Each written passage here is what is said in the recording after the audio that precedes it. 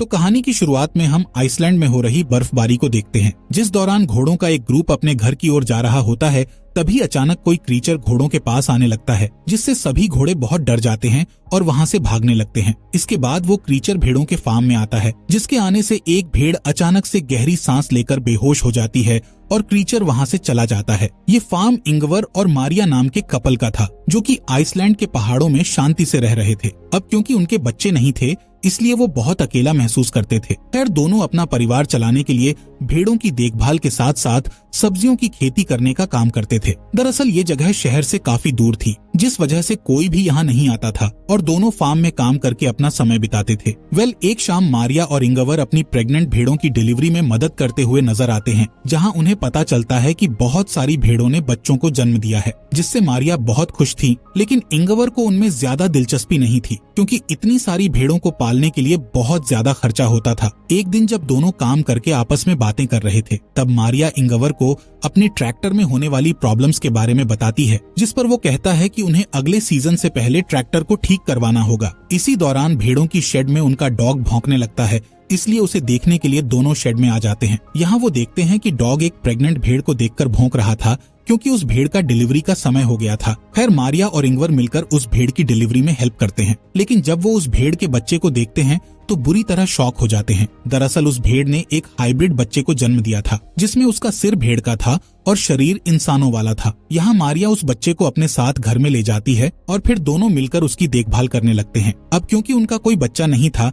इसलिए वो उसे ही अपना बच्चा मानने लगते हैं और उसे बहुत प्यार करते हैं। साथ ही वो उसका नाम अड़ा रखते हैं और उसे इंसानों की तरह ट्रीट करते हैं। इसके अलावा इंगवर उसके लिए एक बेबी कार्ट ले आता है और उसे बेडरूम में रख देता है, ताकि अड़ा हमेशा उनके साथ रहे। कुछ दिन बीतने के बाद हम देखते हैं कि अड़ा की असली माँ अपने बच्चे को आवाज लगाकर बुला रही होती है, लेकिन मारिया उसे उसका बच्चा वापस नहीं करती है। इसके बाद इंगवर देखता है कि मारिया अड़ा को अपने बच्चे की तरह गोद में लेकर खिला रही है। ये देखकर इंगवर इमोशनल हो जाता है और रोने लगता है। पर अब हाइब्रिड भेड़ के आने से दोनों की जिंदगी में खुशियाँ आ चुकी थीं, इसलिए इंगवर बहुत खुश होता है। एक दिन जब इंगवर ट्रैक्टर को ठीक करने की कोशिश कर रहा था, तब उसका डॉग उसे खेत की ओर इशारा करके कुछ दिखाने की कोशिश करता है, लेकिन इंगवर को कुछ समझ नहीं आता, इसलिए वो उसे इग्नोर कर देता है। इसी तरह समय बीतता जाता है और अड़ा की असली माँ अपने बच्चे की तलाश में घर के पास आकर खड़ी रहती है, लेकिन मारिया हमेशा उसे घर से दूर कर देती है, जबकि अड़ा विंडो से उसे देखती रहती है। एक सुबह जब मारिया खेत में काम करने के लिए जाती है,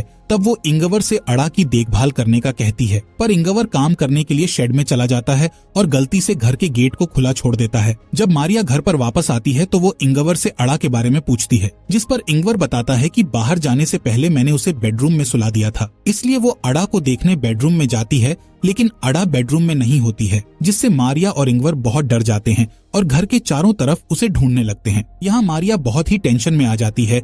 तब इंगवर उसे शांत करता है और कहता है कि वो अड़ा को जल्द ही ढूंढ लेंगे। अब वो दोनों अड़ा को अपने पूरे एरिया में खोजने लगते हैं, लेकिन उन्हें कहीं पर भी वो दिखाई नहीं देती है। इसलिए थक हार कर दोनों घर की ओर जाने लगते हैं। तब उन्हें भेड़ की आवाज सुनाई देती है। मारिया उस आवाज का पीछा करती है और देखती है कि अड़ा की असली माँ अड़ा को अपने साथ बाहर लेकर आई थी। मारिया तुरंत उस भेड़ से अड़ा को छीन लेती है और उसे ठंड से बचाने के लिए कपड़े से ढकने लगती है, जिसके बाद वो घर जाने लगते हैं, जिस दौरान अड़ा की माँ उनके पीछे आने लगती है, जिससे मारिया उस पर गुस्सा होती है और उसे यहाँ से दूर जाने का कहती है। घर में आने के बाद वो अड़ा को सुला देते हैं और राहत की सांस लेते हैं। कुछ महीनों बाद अड़ा बड़ी हो जाती है और अब वो इस परिवार का हिस्सा बन चुकी थी। खासकर अड़ा का रिश्ता मारिया के साथ बहुत अच्छा हो गया था और वो दोनों एक दूसरे के बिना नहीं रह सकती थीं। एक रात मारिया को भेड़ों के बारे में डरावना सपना आता है, जिसे देखकर वो जाग जाती है और सोचने लगती है कि शायद अड़ा की माँ उसे अड़ा से दूर ले जाएगी। इसलिए मारिया अड़ा को बचाने के लिए एक प्लान बनाती है, जिसमें वो इंगवार और अड़ा को सोता हुआ छोड़ घर के बाहर आ जाती है और अड़ा की माँ को शूट करके मार डालती है, जिसके बाद वो उस भेड़ को वहीं पर दफना देती है। तभी इंगवार का भाई पीटर मारिया को ऐसा करते हुए देख लेता है। असल में पीटर शहर में रहा करता था और छोटे मोटे क्राइम करके पैसा कमाता था, लेकिन कुछ कारणों से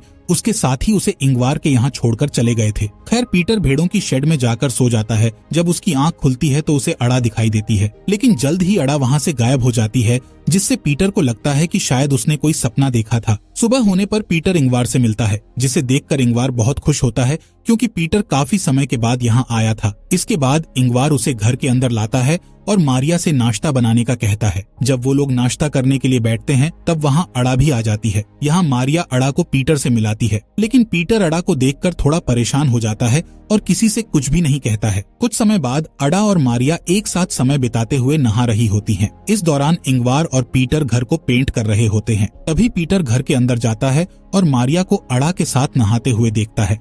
जब इंगवार घर में आता है तब पीटर उससे पूछता है कि आखिर यहाँ क्या चल रहा है, जिस पर इंगवार उससे सिर्फ इतना कहता है कि उनका परिवार बहुत खुश है। रात में मारिया अड़ा को पीटर के पास लाती है और अड़ा को अपने अंकल पीटर से गुड नाइट कहने का बोलती है। तब पीटर एक बार फिर इंगवार से अड़ा के बारे में बात करने की कोशिश करता है, जिस पर इंगवार कहता है कि वो इस बारे में बात करना नहीं चाहता है। साथ ही वो पीटर से कहता है कि तुम यहाँ जब तक चाहो तब तक रह सकते हो, लेकिन तुम हमारे पर्सनल लाइफ में कोई भी इंटरफियर नहीं करोगे। यहाँ मारिया इंगवार से पूछती है कि आखिर पीटर यहाँ कितने दिनों तक रुकने वाला है। असल में पीटर मारिया के साथ फ्लर्ट करता था और उसे हमेशा गंदी नजरों से देखा करता था, इसलिए वो चाहती थी कि पीटर जल्द से जल्द यहाँ से चला जाए। खैर इंगवार उससे कहता है कि पीटर यहाँ कुछ समय तक रहेगा, क्योंकि वो अक्सर उन लोगों से बचने के लिए यहाँ आता है जिनको उसे पैसे चुकाने होते हैं। अगली सुबह तीनों मिलकर खेत में आलू लगा रहे होते हैं और उनका डॉग अड़ा की देखभाल कर रहा होता है, लेकिन अड़ा उस डॉग को डरा देती है। दूसरी तरफ तीनों एक ब्रेक लेते हैं, जिस दौरान पीटर मारिया से फ्लर्ट करने लगता है, लेकिन मारिया उसे दूर कर देती है। तब पीटर उससे कहता है कि तुम जिसे इंसान समझकर अपने घर में रखे हुए हो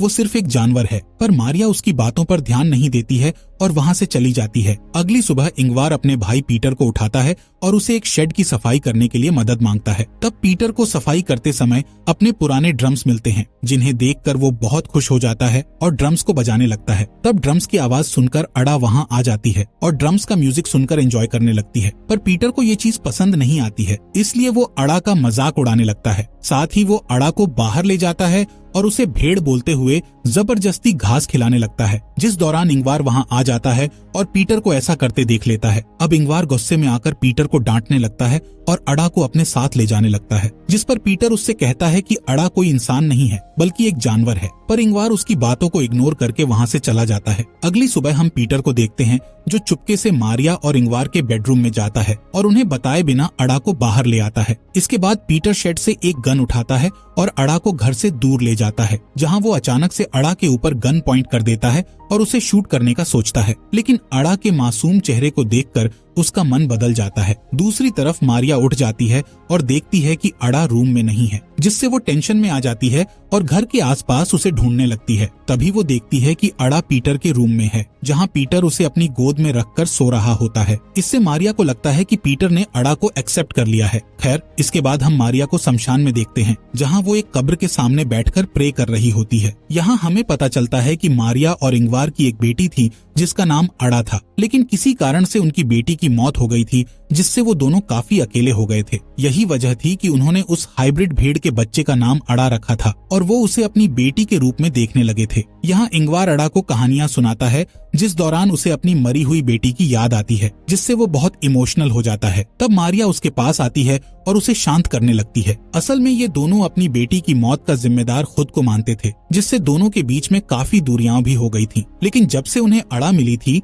तब से उन दोनों के बीच दूरियां खत्म होने लगी थीं। इसके अलावा पीटर भी अब अड़ा को पसंद करने लगा था और अक्सर उसे घुमाने के लिए बाहर ले जाता था, जिससे इंगवार और मारिया भी खुश होते थे और उन्हें अच्छा लगता था कि पीटर ने उसे अपना लिया है। एक दिन पीटर अड़ा को अपने साथ मछली पकड़ने के लिए ले जाता है। तब वो अड़ा को अपने और इंगवार के बचपन के बारे में बताता है, लेकिन जब वो घर की ओर वापस जाते हैं तब रास्ते में उनका ट्रैक्टर खराब हो जाता है। यहाँ पीटर ट्रैक्टर को ठीक करने लगता है, पर उसे समझ नहीं आता है कि आखिर ट्रैक्टर में क्या प्रॉब्लम है, इसलिए वो ट्रैक्टर को वहीं छोड़ देता है और अड़ा को लेकर घर आ जाता है, जहाँ डिनर करने के बाद वो सभी टीवी में एक गेम देखते हैं, लेकिन उनकी टीम हार जाती है, जिससे उनका मूड खराब हो जाता है। इसलिए मारिया सबको खुश करने का सोचकर टीवी में पीटर के एक पुराने म्यूजिक वीडियो को चला देती है, जिससे सबका मूड अच्छा हो जाता है और वो डांस करने लगते हैं। यहाँ वो तीनों एंजॉय करते हुए ड्रिंक कर रहे थे। तब अड़ा उन्हें बिना बताए घर से बाहर आ जाती है, जहाँ वो उसी क्रीचर को देख लेती है जो कि कहानी की शुरुआत में भेड़ों के फार्म में आया था। इस क्रीचर को देखकर अड़ा घर की ओर भागती है और शेड में जाकर अपने आप को देखने लगती है। दरअसल अड़ा के मन में ये चल रहा था